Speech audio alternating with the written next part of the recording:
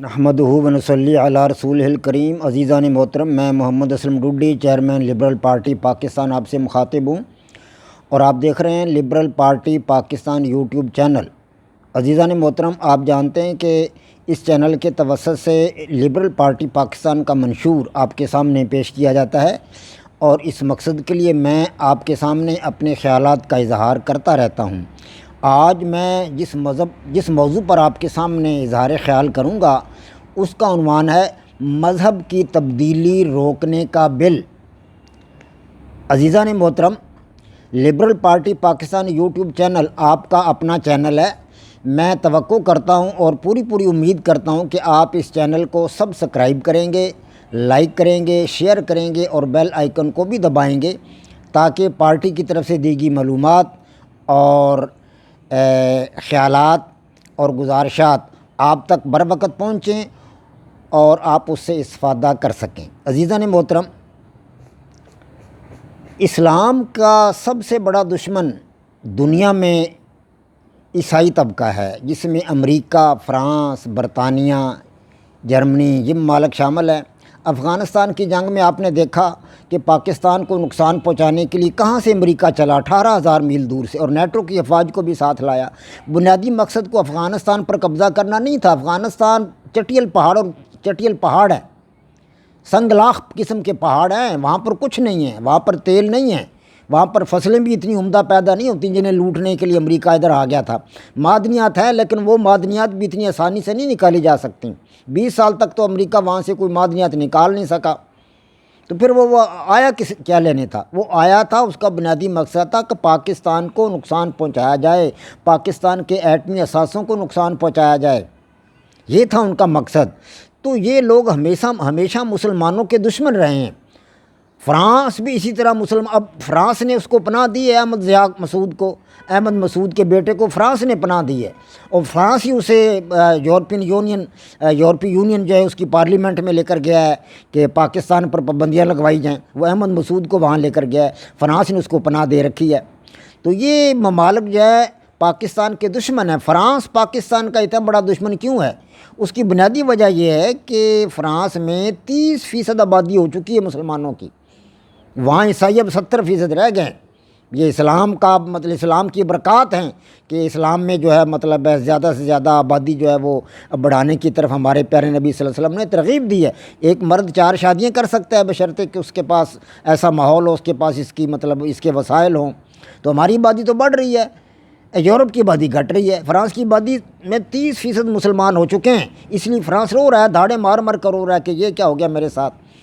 عیسائیوں کی آبادی وہاں تیزی سے کم ہو رہی ہے، تو یہی وجہ ہے کہ وہ لوگ ہمارے خلاف ہیں۔ تو ان کی کوشش رہتی ہے کہ مسلمان ہونے کے لیے جو طریقہ کار ہے اسے مشکل سے مشکل بنا دیا جائے۔ اب اسی طرح کا ایک طریقہ کار جو ہے انہوں نے اپنایا ہے۔ انہوں نے کہا ہے کہ 18 سال سے جو کم عمر لوگ ہیں، جو کم عمر بچے ہیں یا نوجوان ہیں، وہ اسلام قبول نہیں کر سکتے۔ اس کے لیے انہوں نے سندھ کی حکومت کو اپنے ساتھ میں لایا، اور سندھ کی حکومت نے تو یہ بل پاس کر دیا کہ 18 سال سے کم عمر کا آدمی، نوجوان لڑکا یا لڑکی اسلام قبول نہیں کر سکتا، مذہب تبدیل نہیں کر سکتا۔ مذہب کی تبدیلی کا نام لیا انہوں نے کہ 18 سال سے کم عمر کا فرد جو ہے، لڑکا یا لڑکی، وہ اپنا مذہب تبدیل نہیں کر سکتا۔ دراصل یہ ہندوؤں کو خوش کرنے کے لیے کیا گیا تھا۔ کچھ ہندوؤں نے یہ مطالبہ کیا تھا کہ ہماری نوجوان لڑکیوں کو بہلا پھسلا کر لے جاتے ہیں مسلمان، اور پھر ان سے شادیاں کر لیتے ہیں۔ تو اس طرح ان کی تشفی کے لیے سندھ حکومت نے تو ان کی بات مان لی، ہندوؤں کی یا انگریزوں کی بات مان کر انہوں نے یہ بل پاس کر دیا کہ 18 سال سے کم عمر کا نوجوان فرد، لڑکا یا لڑکی جو ہے وہ مذہب تبدیل نہیں کر سکتا۔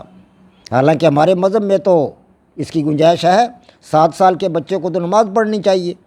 حضرت علی رضی اللہ تعالیٰ عنہ نے 10 سال کی عمر میں اسلام قبول کیا ہے جی۔ 12-13 سال کے بچے پر نماز فرض ہے، روزہ فرض ہے، بہت ساری اور چیزیں بھی اس پر فرض ہیں۔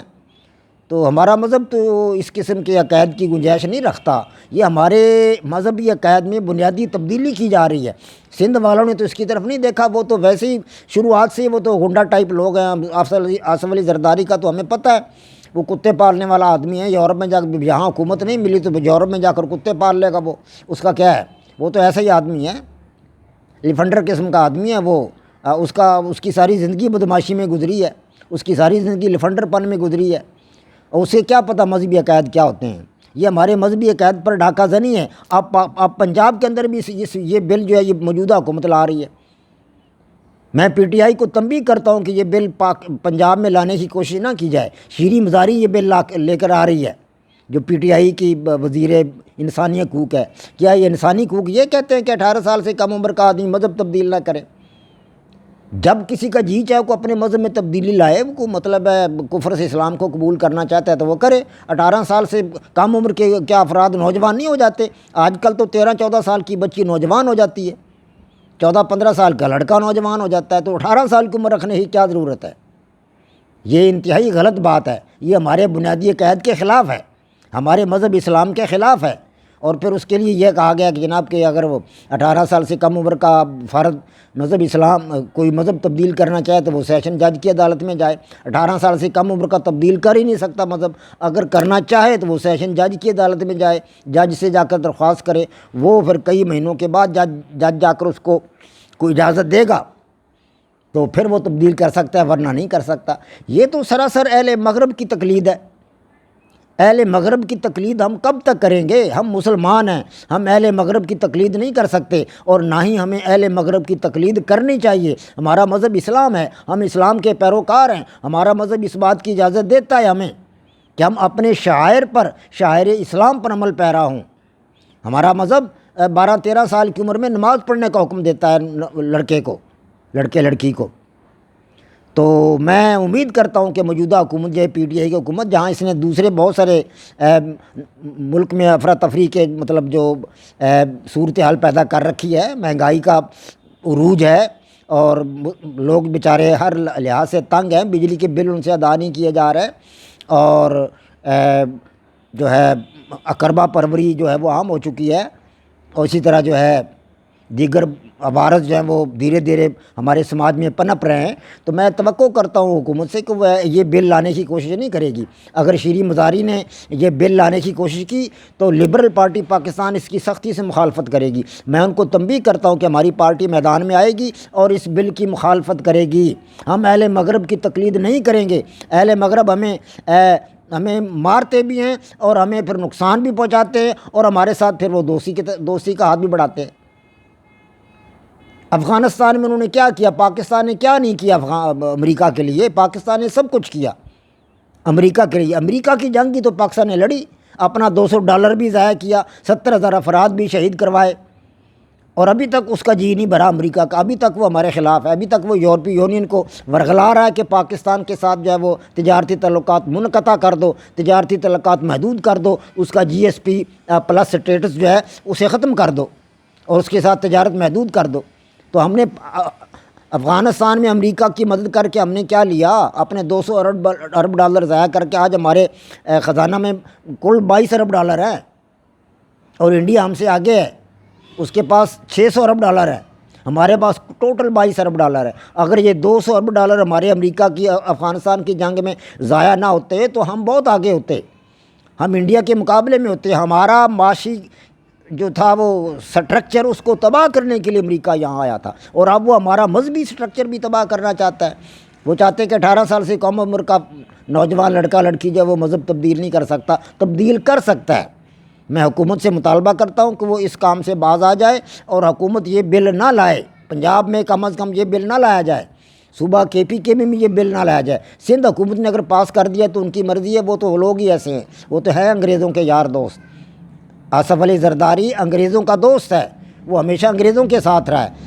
جب بھی یہاں سے فارغ ہو کر امریکہ جاتا ہے تو کتے اپنے ساتھ لے کر جاتا ہے وہ، ہمیں اسے کوئی غرض و غایت نہیں ہے، نہ ہی وہ پنجاب میں انشاءاللہ اللہ کے فضل و کرم سے اس کی پارٹی کوئی سیٹ جیت پائے گی۔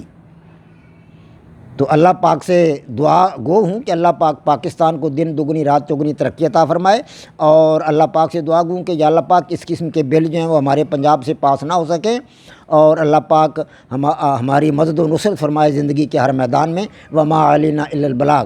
پاک فوج زندہ باد، پاکستان پائندہ باد۔